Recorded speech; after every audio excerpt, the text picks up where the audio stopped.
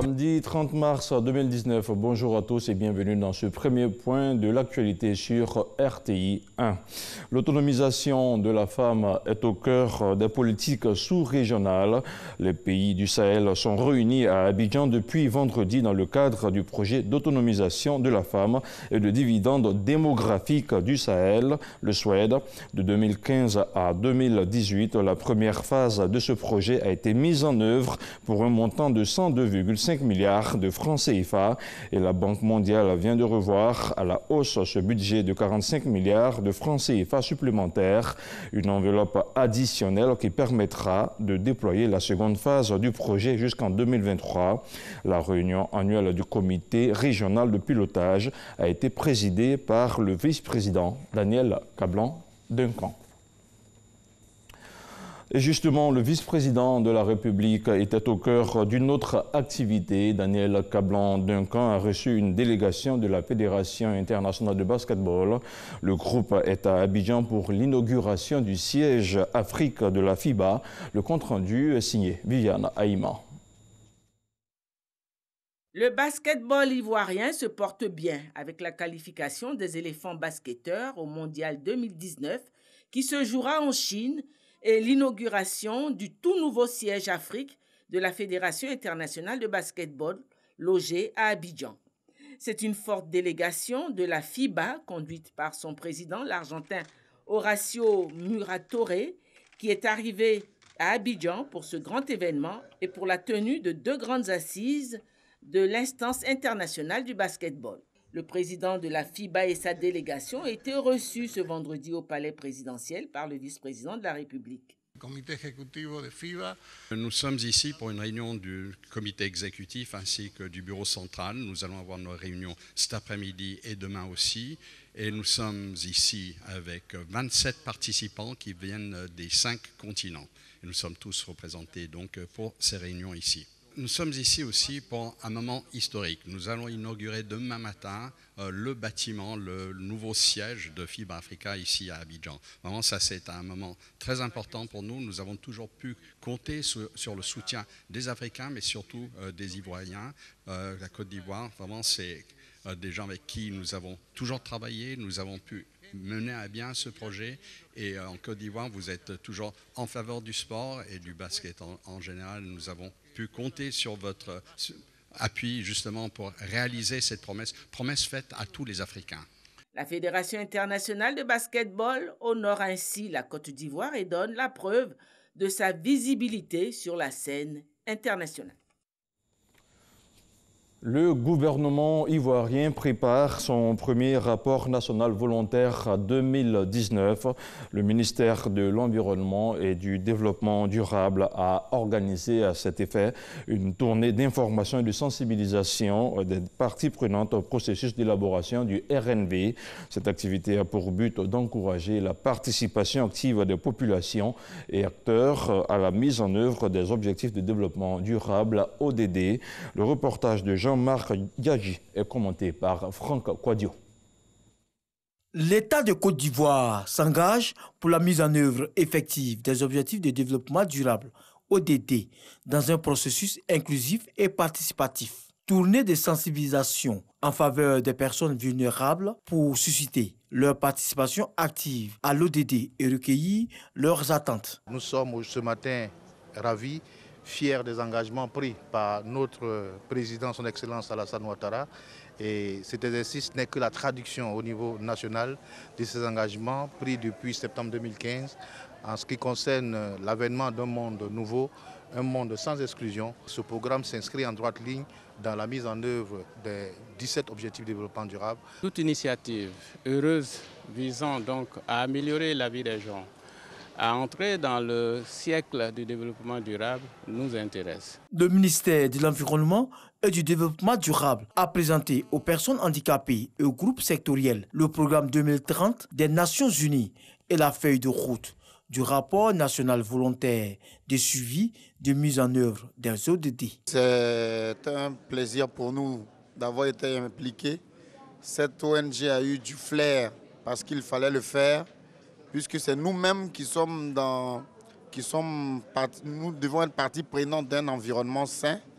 Parce que sans environnement sain, vous comprendrez que nous qui sommes handicapés, nous sommes plus exposés. Le rapport national volontaire de mise en œuvre des objectifs de développement durable a été déjà entrepris par 113 pays entre 2016 et 2018. Ce rapport national volontaire sera présenté à la session de juillet 2019 à un forum politique de haut niveau.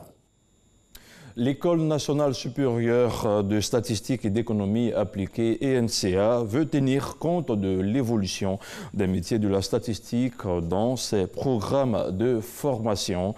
L'ENCA vient de lancer les travaux de création d'un réseau de 4000 anciens étudiants, des étudiants devenus des cadres pour la plupart dans plusieurs administrations publiques et privées à travers 20 pays africains. Objectif, amener ces anciens étudiants à contribuer à l'encadrement des nouveaux apprenants. On fait le point avec Francis Boifo. Est-il possible de parler de développement économique ou social sans statistiques? C'est un peu comme le sang dans le corps humain, d'accord? Donc tout de suite, si on vous enlève le sang dans votre corps, vous mourrez, vous disparaissez. C'est ça le fil, c'est ça l'importance des statistiques. Les statistiques servent à donc piloter l'économie, piloter le développement économique, piloter le développement social. Bien élaborer et actualiser les statistiques sont des outils d'aide à la décision dans tous les secteurs de la vie. Et ceux qui les élaborent doivent être bien formés en tenant compte de l'évolution des métiers. C'est tout l'intérêt de la mise en place du réseau des anciens étudiants de l'École nationale supérieure de statistique et d'économie appliquée, ENCA. Le réseau des diplômés pourra donc recueillir leurs avis sur les différentes transformations que nous avons non seulement au niveau de l'institution en matière de formation, mais aussi avoir leur appui pour le développement de l'institution. La preuve, dans la structure des enseignants, nous avons à peu près 20% qui sont donc du monde académique et aussi 80% qui viennent du monde professionnel. Venant former les jeunes gens en animant des conférences pour leur apprendre le métier de statisticien, en mettant en réseau et en apportant leur expérience qu'ils ont vécue dans les entreprises à la formation à l'ENCA, ça permet de renforcer la formation de nos jeunes cadres et de les rendre aussi opérationnels à la sortie de l'école. L'ENCA a été classée en 2015 par la Banque mondiale Centre d'excellence africain. Elle a formé depuis 1961 à Abidjan 4000 cadres africains aux métiers liés à la statistique, issus d'une vingtaine de pays. Les rencontres de la KIDP, c'est la tribune d'échange initiée par la Commission d'accès à l'information d'intérêt public et aux documents publics. La tribune devrait permettre d'engager le débat sur l'accès à l'information d'intérêt public, accès à l'information et secret défense. C'est le thème du premier panel abordé par les participants. Serge Collia a suivi la rencontre. Accès à l'information et secret défense, deux notions qui se conjuguent parfois difficilement dans l'exercice du métier de journaliste. Une information d'intérêt public doit-elle être communiquée ou au contraire protégée? Pour éclairer la lanterne des journalistes et du grand public, la KIDP, la Commission d'accès à l'information d'intérêt public et aux documents publics, ouvre le débat. Tout le monde est persuadé que le partage d'informations est un facteur très important qui concourt au développement de tout pays. Cependant, il y a un certain nombre d'informations qui, pour leur caractère stratégique et surtout pour l'utilisation dont peuvent en faire certaines personnes de mauvaise moralité, ne doivent pas être communiquées. Ce panel est le premier de la tribune d'information et d'échange dénommée les rencontres de la KIDP. Nous qui sommes des médias, pour livrer une information aux populations, il faut que nous-mêmes on ait d'abord l'information.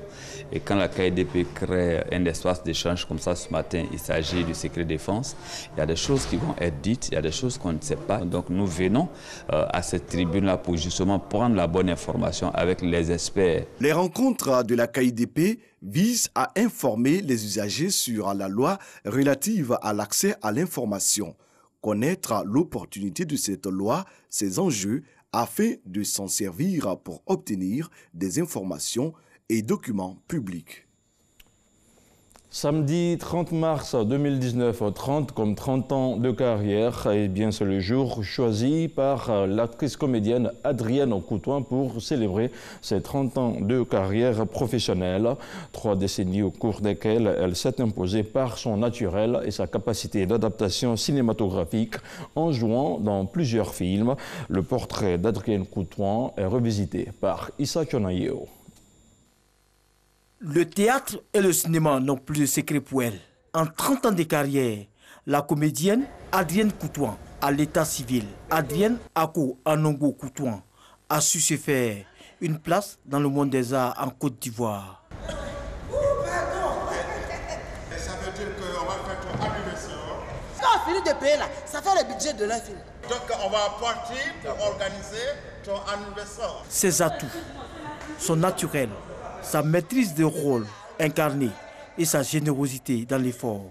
Pourtant, sa carrière n'a pas été un long fleuve tranquille.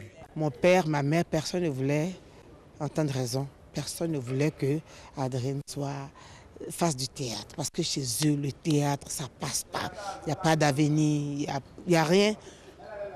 On ne veut pas, on ne veut pas. Ses premiers pas au théâtre, Adrienne Coutouin, né en 1969 à Abidjan, les fait dans la troupe africaine Fétiche et Burnéen.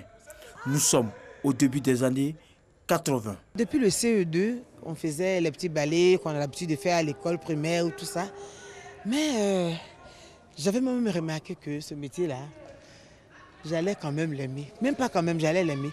Et quand je suis arrivé au collège en 80-81, c'est là que j'ai rencontré d'abord la troupe du théâtre scolaire. Quand je les ai vus répéter, ça m'a attiré. Je me suis joint à eux en passant par le responsable.